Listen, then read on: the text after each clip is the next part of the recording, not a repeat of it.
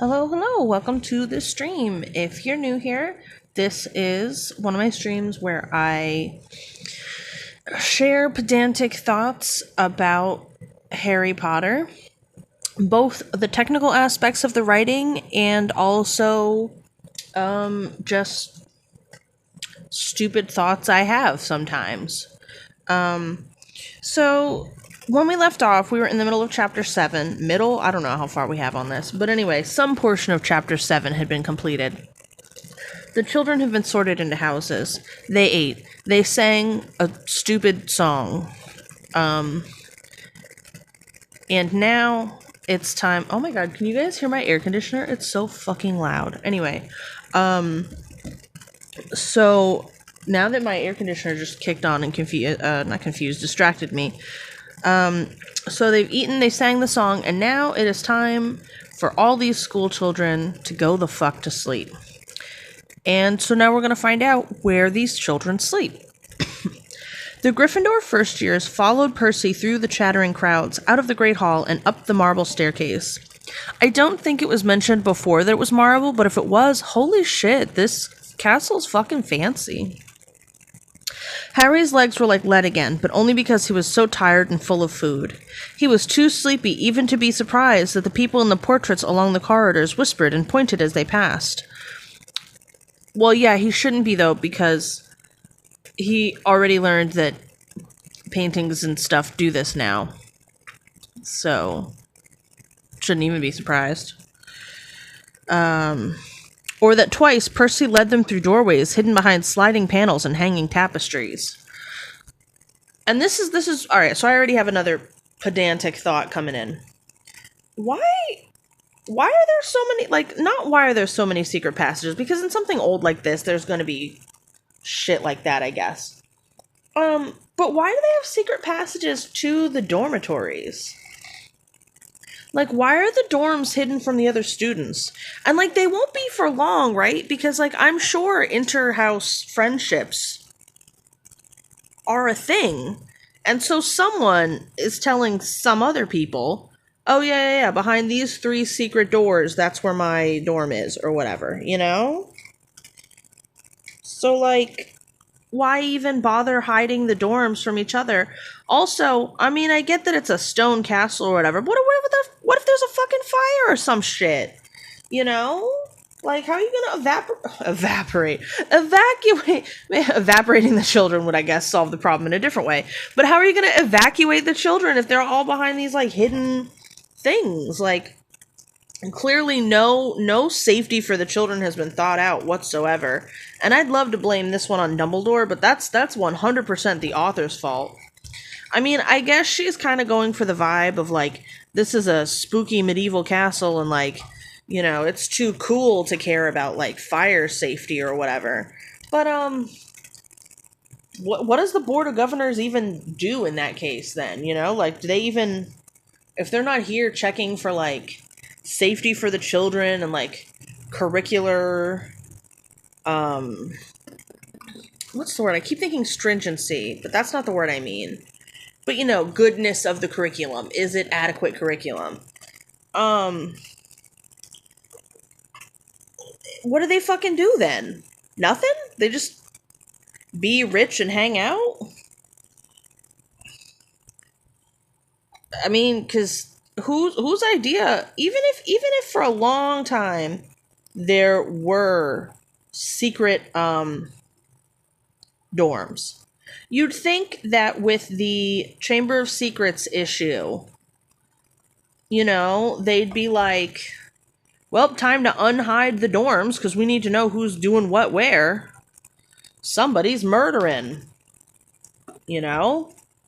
At the point where they're murdering people.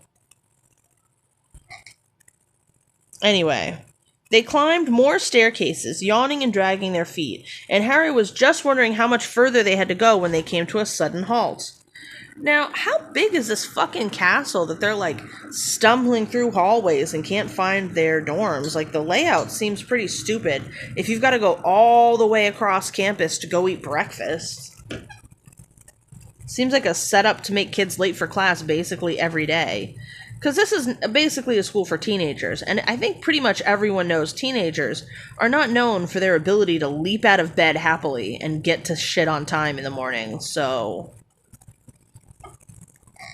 Anyway, a bundle of walking sticks was floating in midair ahead of them. It is never explained where the bundle of walking sticks came from, or why there was a bundle of walking sticks in the school, whose bundle of walking sticks it was. Like, it's not like there's also, or maybe there's secretly like a senior folks home in the back of the castle we don't know about, and Peeves stole all their walking sticks. Or are they talking about like hiking sticks, at which point still though, where's the fucking, who's doing the hiking? Is there a secret, like, bed and breakfast at the back of the castle no one knows about? Like, where are these sticks from? Why are they there? Doesn't matter. Peeves is here to be peevish, so...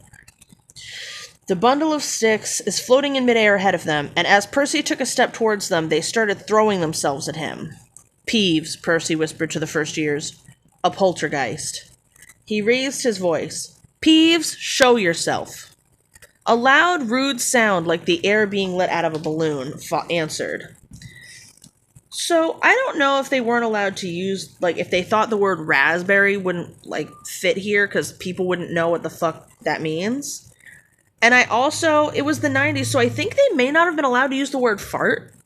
Because I remember that being a thing in the 90s. You couldn't say fart in children's media, which is really funny because, like...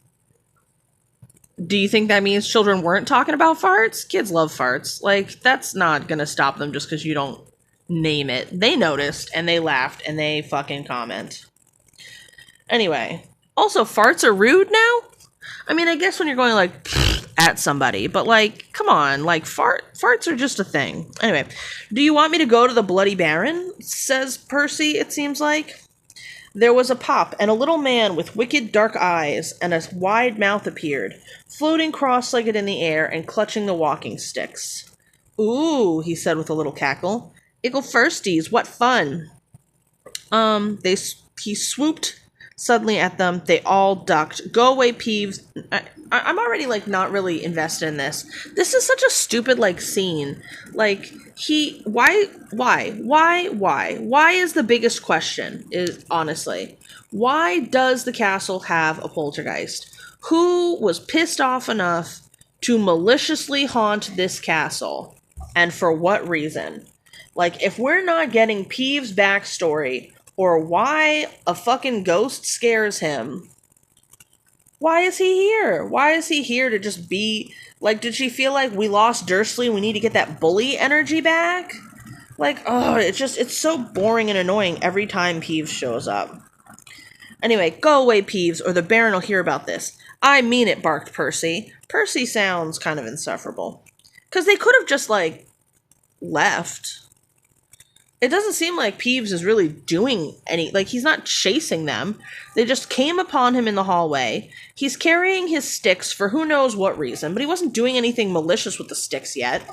And Percy is all like, I'm very self-important, and I'm telling you to get the fuck out of here, Peeves. Like, mind your business, Percy. Let him take his walking sticks wherever he's taking his fucking walking sticks, you know?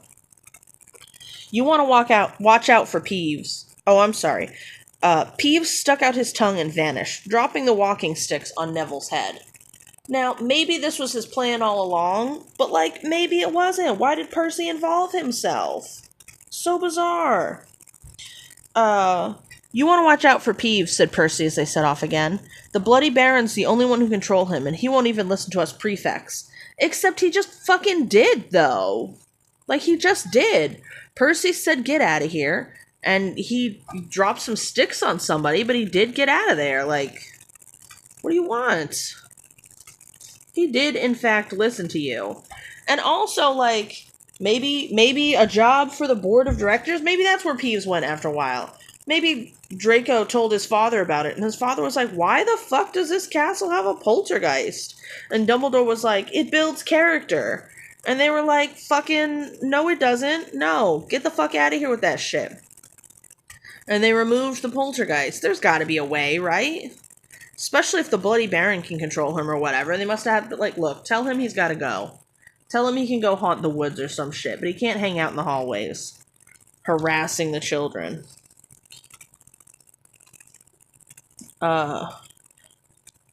Here we are. At the very end of the corridor hung a portrait of a very fat woman in a pink silk dress. I think that's supposed to be funny.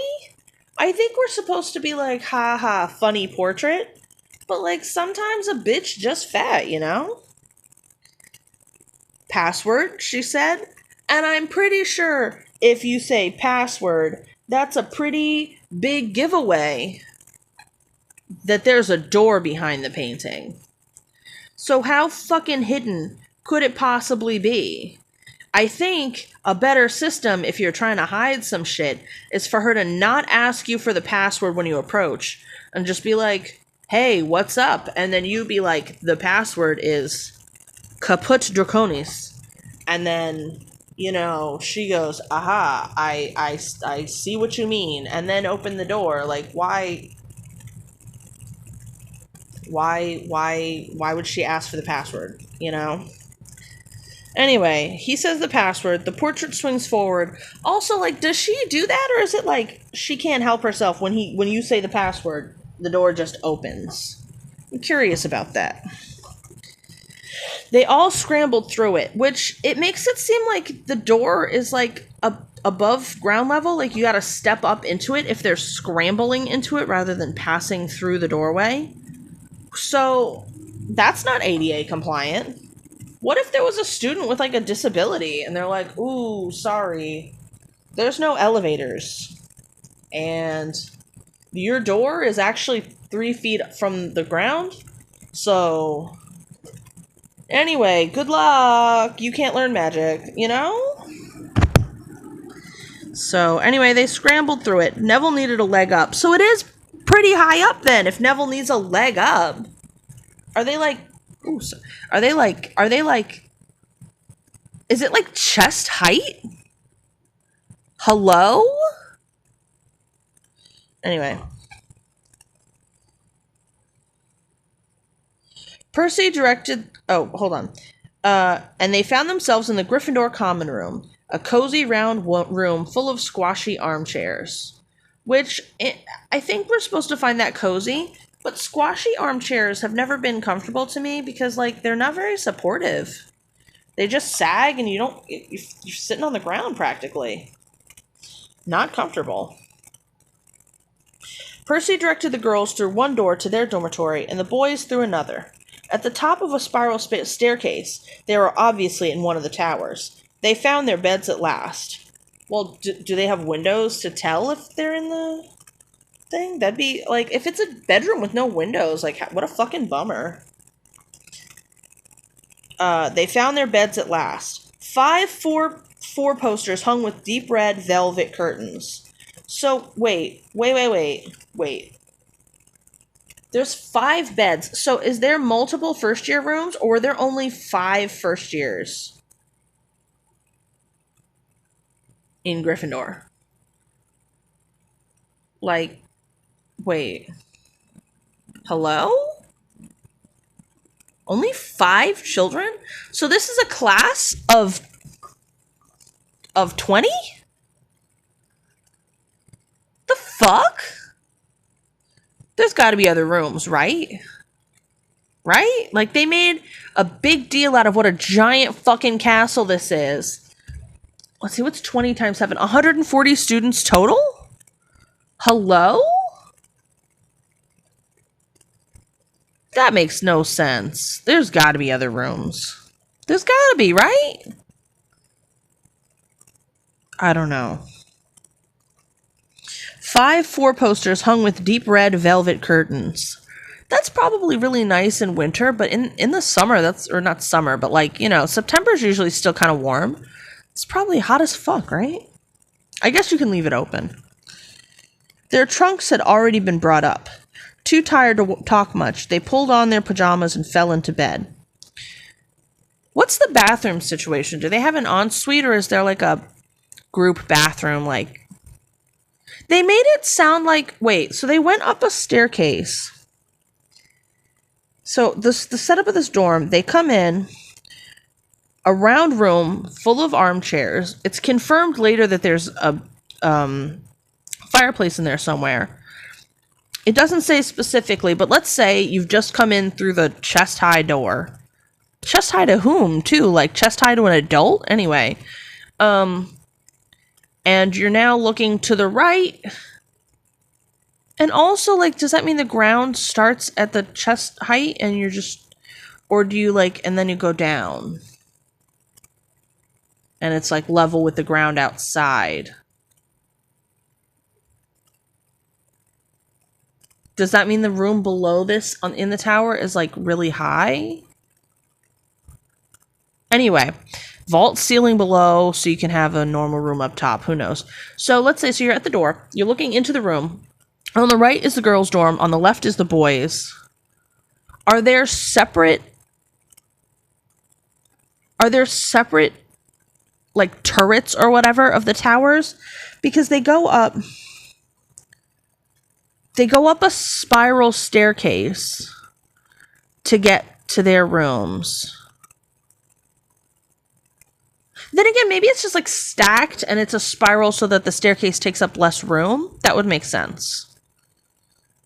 So then each dorm is, like, semicircular and, like, I guess the girls and boys share a wall?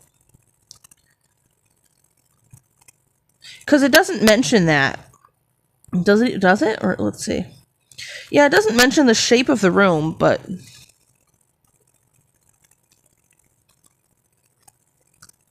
I am having difficulty imagining the logistics of this room.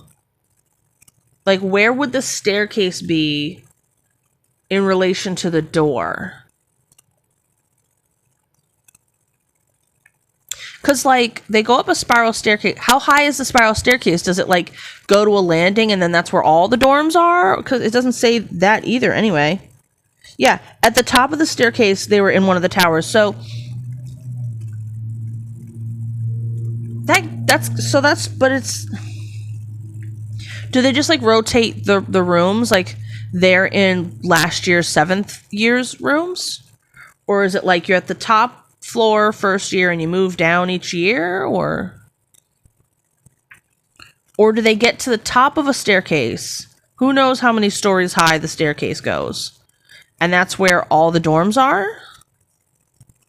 Like, how big are we talking is the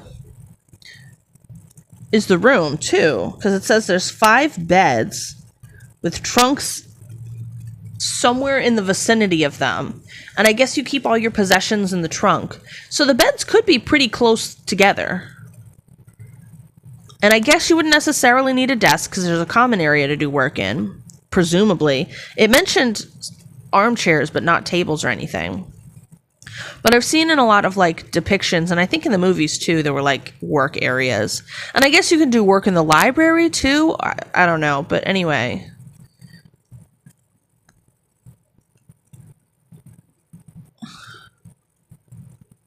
But how big is this? Like, I'm imagining, like, if it's, like, a standard, like, 10 by 10 room, and you just got, like, 5 beds in there...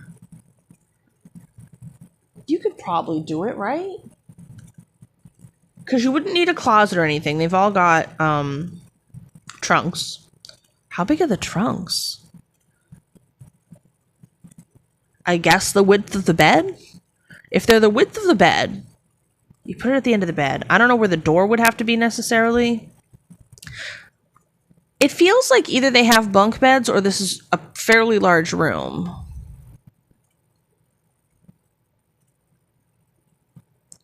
And then still doesn't explain.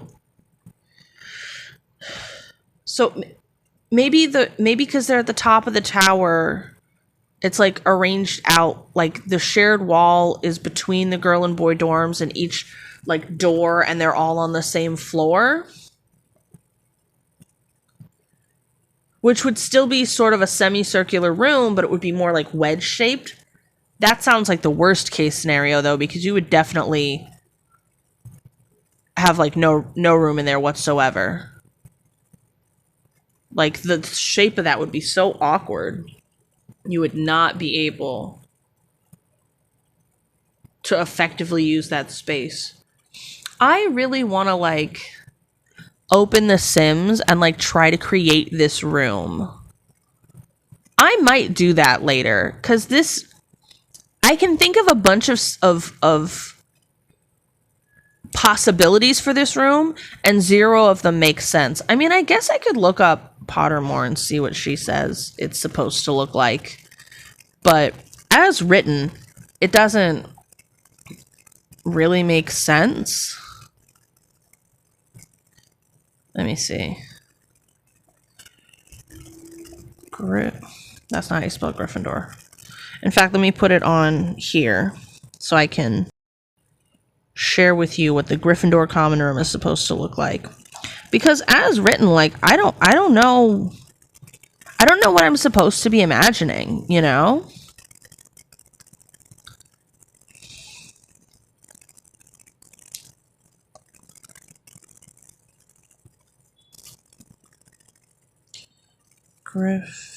How do you spell Gryffindor? Gryffindor. I literally just read this word and I can't spell it. There we go. Common room. Okay. No, room. There we go. No.com.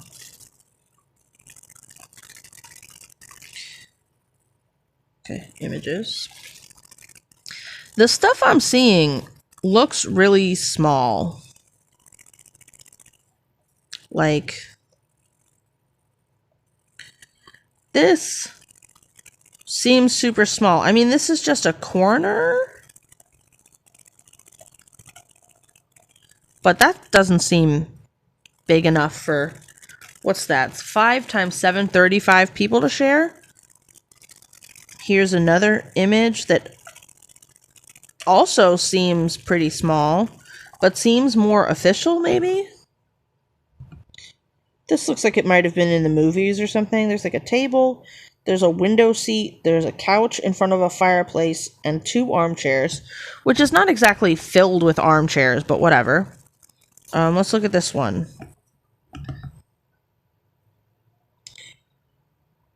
I don't really understand the layout of the fireplace here.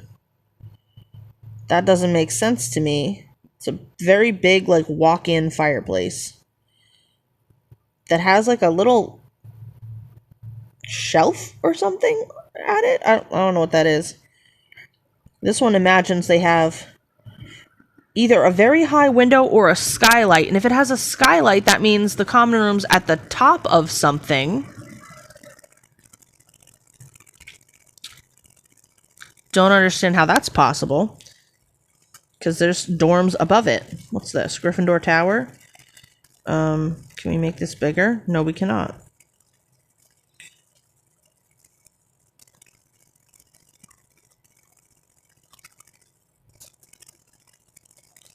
Okay, this one's official, so this is what it's supposed to be.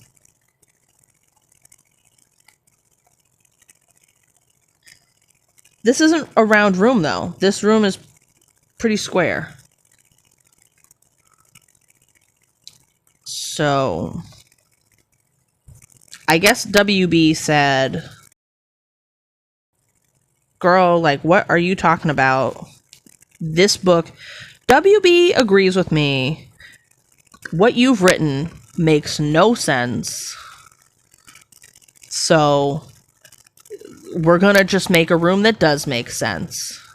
You'll notice that none of those images showed where the stairs to the dorms are. So I'm guessing nobody else could figure out where that was supposed to be either.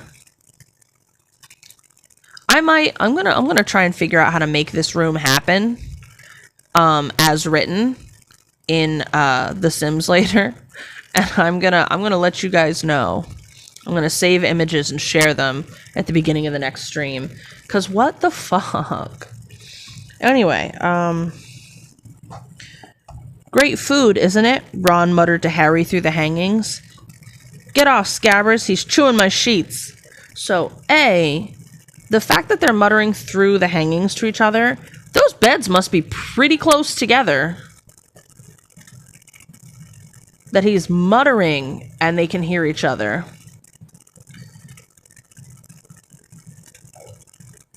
Even just, I'm imagining like 2 feet between beds and then you both have hangings closed and everything. be hard to hear if you're muttering, right? Anyway, B. Scabbers is eating the sheets. The food was great. Did you feed the rat? Rats are omnivores. They'll probably eat most of the stuff on the table. So, did you feed them?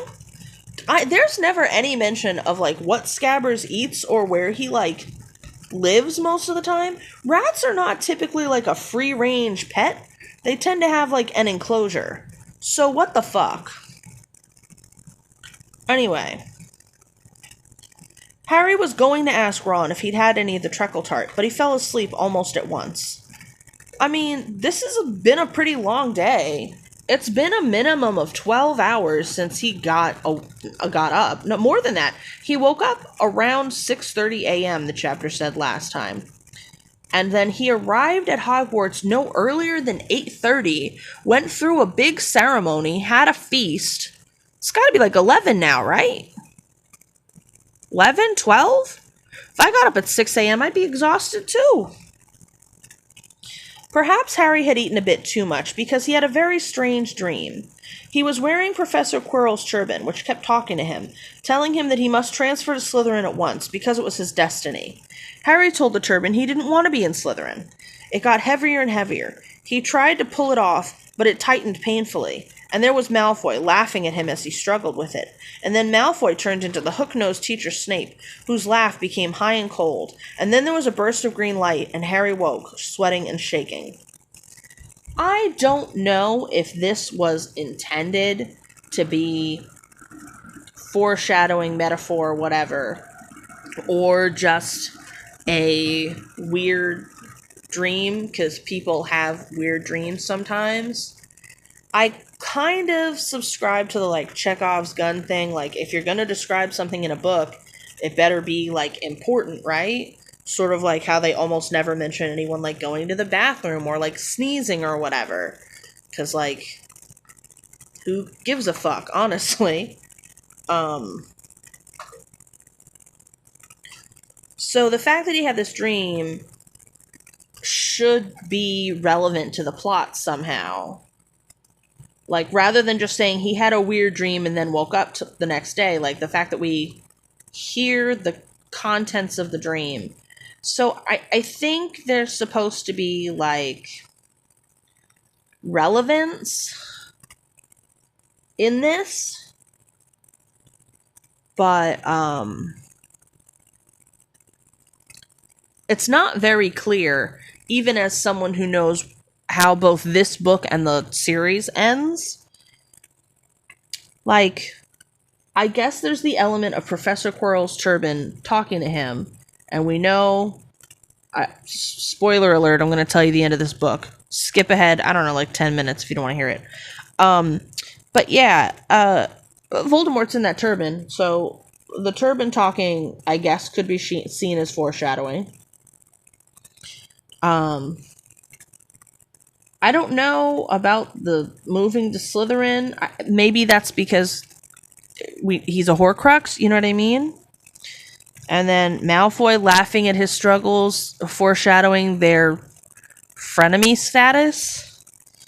And then Snape having something to do with Voldemort, which turns out to be true.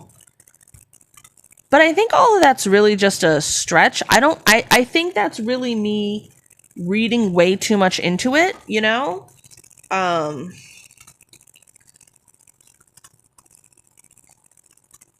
It just doesn't seem, I don't know. If it's artfully done, it would seem like I'm putting too much into it, I guess? But I don't know. Anyway, he went back to sleep and then forgot this dream entirely. So I don't know how much significance we're supposed to put on this dream. I can't remember whether or not Harry ever remembers it at any point. I guess this is just info for us about what the plot points are going to be. I don't know. Oh, that's it. That's the end. I really thought there was more to this chapter. If I had known how little there was left, I might have kept going. I really don't want to start this chapter because then I'll have to do another part 2 later, probably. So I I think I'll stop here and we'll read chapter 8 tomorrow. Sorry that it was like a short episode, but at the same time, I don't think anyone's watching this. So I don't know that I'm even necessarily disappointing anyone. If you are there, just a heads up, you can chat anytime and I will discuss with you whatever your Harry Potter thoughts are. Email me your Harry Potter thoughts. I will literally invite anyone onto this stream with me. I love chatting. So,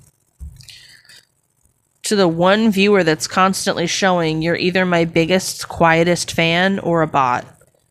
And on the first one, fucking love ya. Please talk anytime or just hang out. It doesn't matter. If you're a bot, I mean, that's what the internet is now, I guess. It's your thanks for joining the stream, little bot. Anyway, so I'll be back tomorrow to read chapter 8. Let's look back at what we learned. Slave labor fed the kids and made the castle look great. It's very opulent to house less than 200 people. Cool. What a great waste. What a great waste. What a great use of limited resources. Hashtag, I guess, wizards need communism. So, see you guys tomorrow. Bye.